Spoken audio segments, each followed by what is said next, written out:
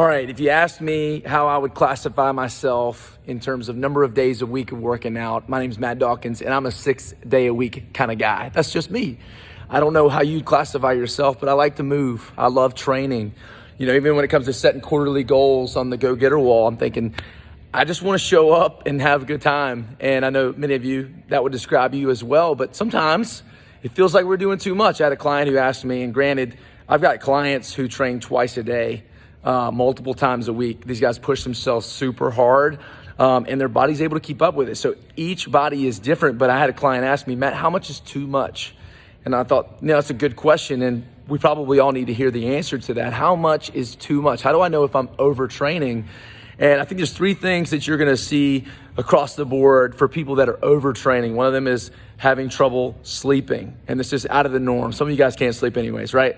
Some of you guys are having trouble sleeping. Some of you guys, there's real life systemic inflammation, like literally head to toe. Your whole body hurts, like a chronic fatigue might even have set in because of that systemic inflammation.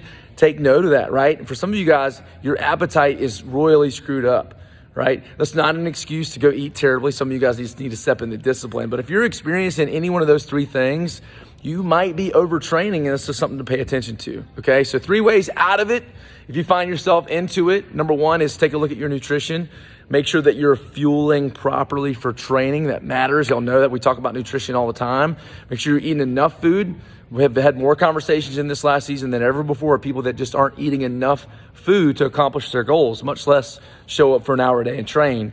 Hydration. Some of you guys, it's not systemic inflammation, and your body is cramping because you have no water in it, right? Intracellular water is the water inside the muscle. That's the water that goes into the muscle along with nutrients to help it recover. You can't do that without water. Make sure you're hydrating. And then the third thing I want to say is, how do you avoid overtraining? Be willing to show up to the gym, maybe not to do the workout as it's written on the board, but to hop on a rower or a bike or a ski for 20 minutes. And at a very low intensity, and then grab a rumble roller, sit on it for a minute, and then grab K-bands and work your shoulders, do a little rehab for your shoulders, right? All of our coaches love when someone comes and says, I do this to my coaches all the time. Hey, can you give me this workout without arms today? My arms feel like they're about to fall off my body, right?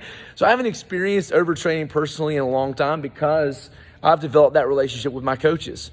They know, like, when I push too hard, I ask coach to help me modify the workout.